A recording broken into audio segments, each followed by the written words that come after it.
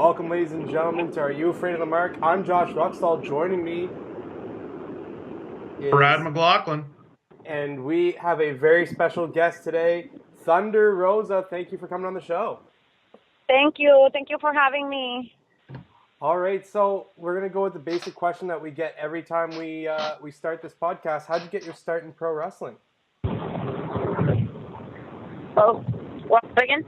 How did you get your start in pro wrestling? I'm sorry. I was putting my pause and I missed the question. That's okay. I'm driving. I'm sorry. We're driving to San Diego because we have a long, a 2-day show. So we're kind of excited about it. But I got started because my husband thought that I had the potential to become a professional wrestler. And after going to a couple of shows here in the Bay Area, we noted that APW had a tryout. So he totally said that I should get work and then just go and do a tryout, and I did. And the rest is history. So from there, you pretty quickly found your niche and your groove, and you're all over the place now. Can you tell us how that experience has gone so early in your career? Well, I'm a very ambitious woman, and I have a very creative husband who's like a straight PR guy. So he's the one who's like pushed the envelope for a lot of stuff and has pushed me to open up, into going to different places.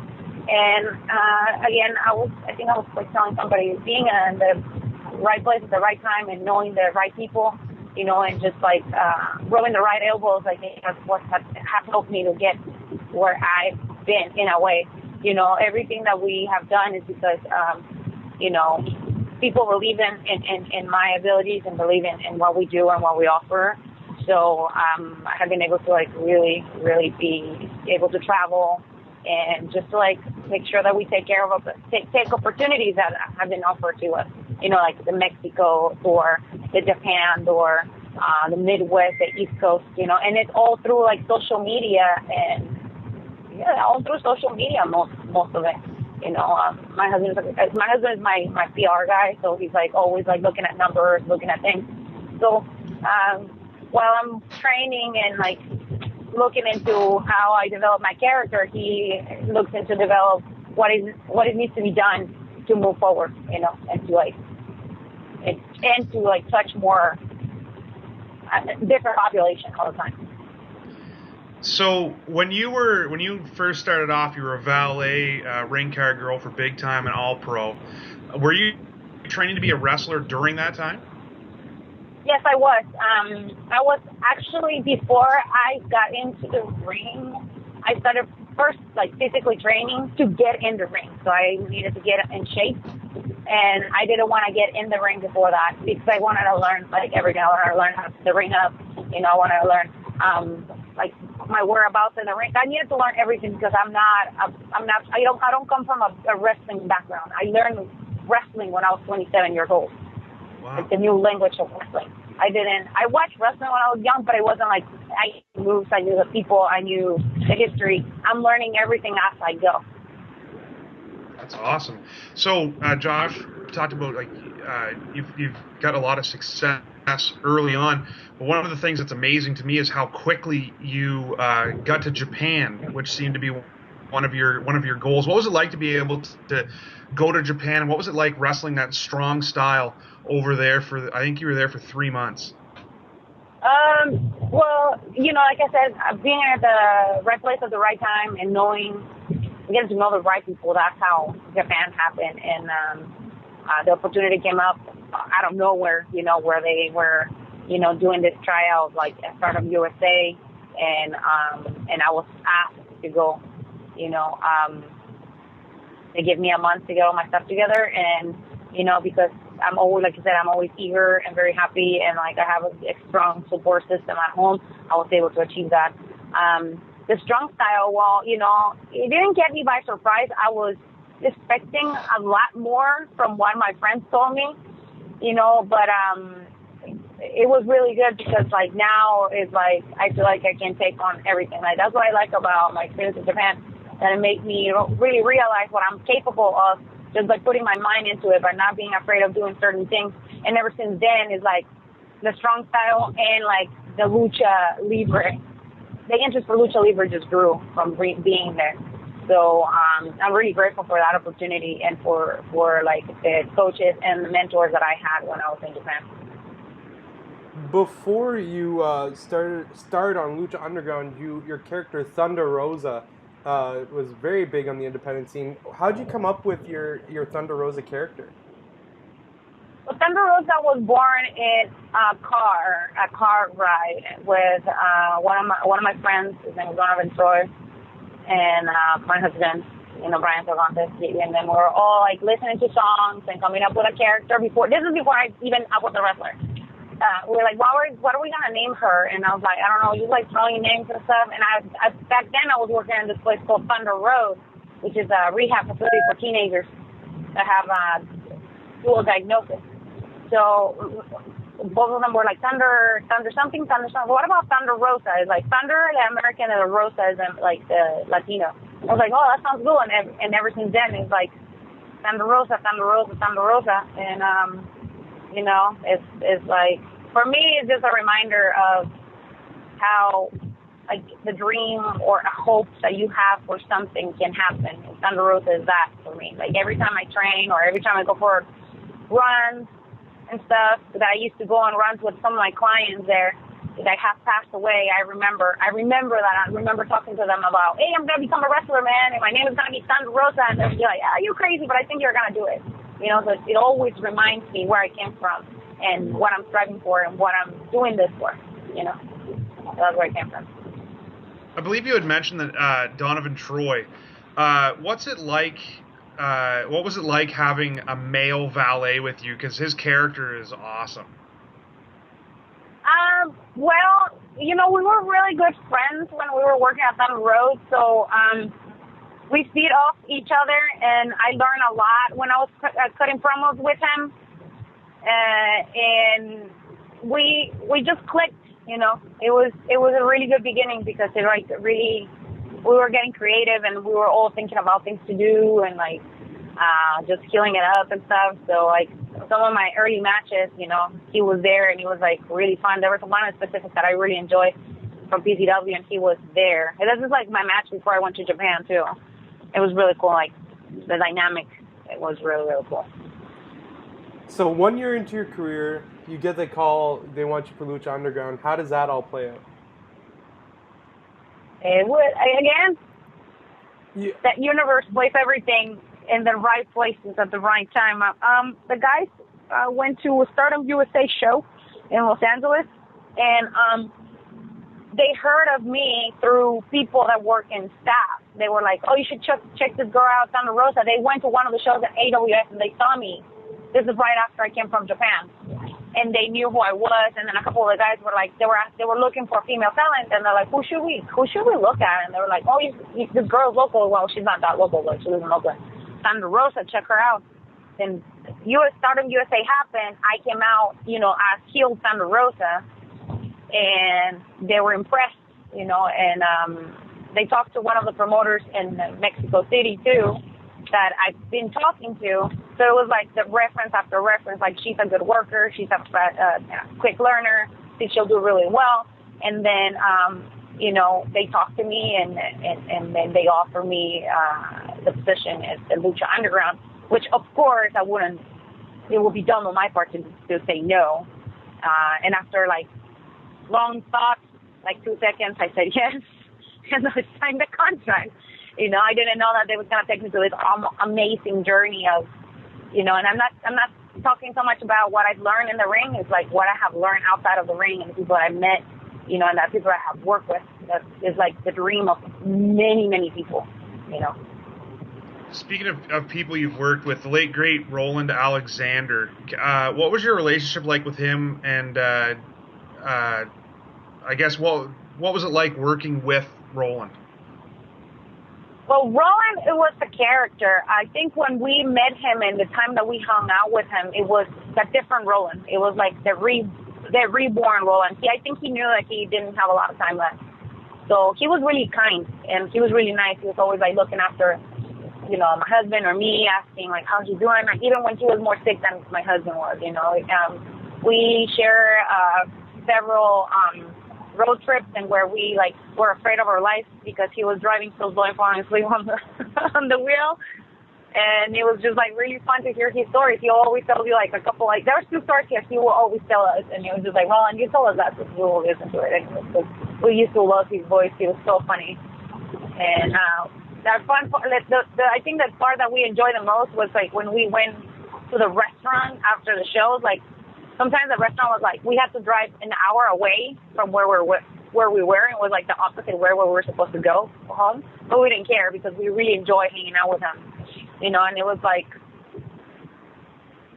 we came to a point in where he was really sick, and we knew that he was gonna be gone really soon, and and that happened, and it was really sad. Like, we were there when he passed away. We were there at his house, and when they, like, came and picked him up, and it was that the rolling out center era was over, so it was kind of hard to, like, digest. What is it like working Lucha Underground? And this is going to be a very long question because Lucha Underground is very different than the independent scene. They have the camera set up. It's a different style of wrestling scene. And the female workers work male workers predominantly. Yeah. It is definitely, for me, has helped me grow as a worker, as a person, as an actor, as an entertainer. There's so many aspects that people don't see, when they're watching the show. Is like, it's magic. It's like there's so many layers into the characters that each person is playing than just a wrestler, So for me, it has been a blessing because I've been able to develop something that a lot of people in this business have not been able to develop, in such a short amount of time. And I'm really happy for what is happening for the character and for what's going to happen in the character in season 3. I think the producers and the writers have a lot of faith and a lot of trust in my abilities as an entertainer and as a wrestler, that they're giving me somebody like Cobra Moon to play. And I think the fans are really, although I'm not, wrestling as much, and I come out with Daga for the whole entire season 2, the fans really like it and really dig it, because it's creepy, it's like, it's funny. I don't know, it's just like, it's gonna be, you guys have to wait for season 3 to develop. Of course. But your character as Cobra Moon, it's a very flexible style wrestling, and is that something that you adapt in Thunder Rosa as well?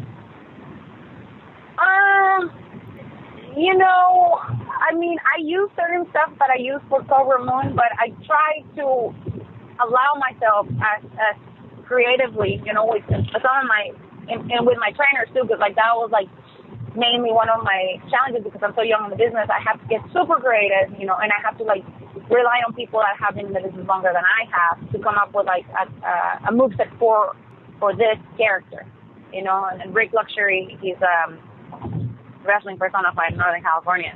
He really definitely helped me a lot, trying to find who she is. And like some of my peers from Lucha Underground, like they would sit down with me and they were like, well, you need to think about who she is and how she moves, why she do this, why she do that, when you are in the ring.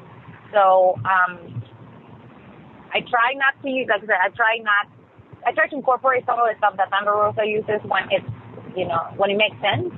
And I try to like do other stuff just for Cobra Moon because she is her own entity, And that's hard. In terms of the makeup where it's just half your face, who came up with that idea? Was that you, or was that kind of given to you? I think it's brilliant. I love it. It was given. The idea was given to us by a promoter in the Valley here in California. He thought that it will be like embracing the Mexican culture very well, since my shirt was at the sugar skull, and I always loved sugar skull. So I started with a full face paint, and then the other guy said, "Well, you're too pretty. Why are you hiding your face with, painting by your whole entire face? Just paint half of it." So it just started like that, and then I just did it on that promotion, and then in Japan, I felt like I mean, things weren't going the way that I wanted them to. And again, my husband was like, I think you need to do something different. Like, go and paint your face half. This is after I got my confession and I was out. That you're gonna stand out like right away. You don't even need to do anything. You'll see. And ever since then, the people start digging it even more. And now people really enjoy that because it's different. I really like it. I think it's great. What was it like having the opportunity to be a Rosebud with Adam Rose? It was cool. Like, it was really cool. Like, I wasn't expecting that. And then just like all the time they're like, oh, we got this thing in Sacramento, and I was like, oh, that's cool. And it for me, it's always like I love to see like the behind the scenes, like the production, how they're running the show, like everything. So I was like, when I was there, it was really cool when I came out of the ring and like I was able to be myself. Like, I had my Thunder Rosa gimmick. This is before I started wrestling, and that was cool. I didn't have to do a lot. I didn't have to change a lot. And then like I said, I got to see and meet some of the superstars. And I remember I met Sasha Banks, and I was just like starstruck. I was like, you're really great. I want to tell you, I really don't like say very much of that stuff, but I really enjoy her wrestling. So I had to say that's her. And then, like I said, like the production just blew my mind. Like, it was freaking amazing. In terms of just in general, what do you think the state of women's wrestling's at right now? Like, do you see it as being something that's still progressing and getting bigger, or do you think that it's going backwards? No, it's progressing, man. Like, I think the bar has been set pretty high for a lot of us, and the expectations of us in the ring is more than bras and panties matches. Right. They really want to see women wrestling. They really want to see us beating the crap out of each other. Legit. Like, everywhere I've been, they're like, make sure you lay it in, make sure you lay it in. It's like, I have no problem doing that. I'm like, I train with men, and most of us train with men, and they teach, especially here in Northern California, they teach you, like, you need to take the hit. You need to know how it feels to take a hit, and when it's safe and when it's not. So it's like when you're gonna get effed up, and how to defend yourself. So that's really important, and I think, especially here in California, there's some waves being made by like a lot of female workers. And I'm really happy of being part of this, because people know who we are, perfect example, Nicole Savoy, she's a Shimmer champion, the Heart of Shimmer, and she's from Northern California, and she's killing it out there. We have, Sheila and Melissa's still killing it. She's originally from here. Bailey, she's still on NXT. Sasha Banks, she was in the East Coast, but she's from here. So it's like there's a lot of women from California that are making it, and they're making it big, and it's really cool to see that and being part of. It's not a women's revolution. It's been happening for a long time. How did you come up with the tag team of yourself and Holly Dead? The tag team of Holly Dead. It's weird because we just clicked. We didn't really know each other. Start talking to her when she was in Japan. I met her in LA, and then I went to see her after my tapings from Lucha Underground. I went to see her after she returned from Japan. I had a heart-to-heart conversation with her, and then she digged it. And then we got booked in a promotion here at BTW. And we had a couple of matches where we beat the crap out of each other, and I think my husband and I and her were like, I think we should do a tag team, man. I think it'll be hot, it will be money. So, because we're kind of crazy, and we could promos of each other all the time really good, and we have a really good chemistry. We call each other Twisted Sisters. We're trying to come up with names and that. I think that was the best. So, which reminds me that I have a match with her on my birthday. And she's going to get it hard. Very hard. That's perfect. So you trained over, you get to wrestle over in Japan, the Pure Risu, strong style. You've done Lucha Libre. You obviously trained in, I guess, what we would call it, the American style. Do you have a preference in terms of what your favorite style is? It seems like you like the more of the stiff, pure Risu, strong style. But do you have a preference? Right now I'm like training mainly lucha style, because of where I work. Lucha Underground, I have to like really learn, all the techniques that I can, and then I continue to like learn American. But it's like, for me, it's like I love hybrid style. I love a style where you can work anybody, no matter where you're from or where they're from, and you still can you can still tell a story, and you can still make it look good. That's what I like. It can be English, it could be American, it could be Mexican, it could be Japanese, you name it. Wrestling is a universal language, and we all of us should learn how to like speak. Well, if going through your career, is there a match that stands out in your mind? Like if somebody asks to see a body of your work, what match would you show them? For one of my matches, yes, I will say it was one with Holiday that I defended. No, I didn't defend it. I took the GGP title back. That's one of the matches that I really enjoyed working with her, because it was like Japanese. We went all Japanese. It was like fast. It was slow. It was like everything, and it was like a 20-minute match. And I'm really proud of that. I mean, there was like little things here and there, but I mean, in general, we both were watching it, and we were like really proud of what we put together. Where do you see yourself as a wrestler in 5 years? Well, I think I will see myself as completely a world traveler. Like I think I would have. I'm going to do like a tour in Europe,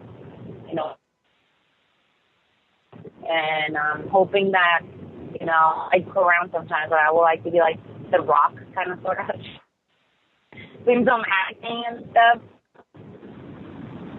Like speak with the Latino community, especially with girls, and like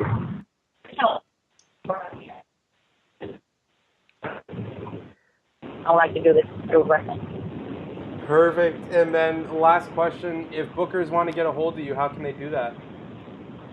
They can definitely contact me through my like page at Thunder Rosa 2, or send me an email at thunderrosa22@gmail.com. Also, they can find me on Instagram at thunderrosa22 or Twitter at thunderrosa22. I'm available in any of those venues. Or if they don't want to do none of that, they can go on my webpage, unstoppabletr.com. They can send me a message through there. I answer within 5 minutes. So, I'm open to travel to places that I haven't been. Like, I still want to, have a match in the East Coast, because I couldn't have a match in the East Coast because I was hurt when I went there. And I know it's going to happen. And, maybe Florida, one of those areas. And just, reach as many places as I can, I want to show what, one person can do. And, I can face anybody. Well, and have fun. We'll definitely try and get you up here on the east coast of Canada if you're willing to come up here. Oh, man, just let me know. It will be a pleasure. Hopefully, there's really good stuff happening for me and my sister Soledad. We can't say it yet, but you guys will be surprised. But after that happens, and when we're ready again, we really want to take our tag team over there, so we can show them some Cali love to all them girls and boys.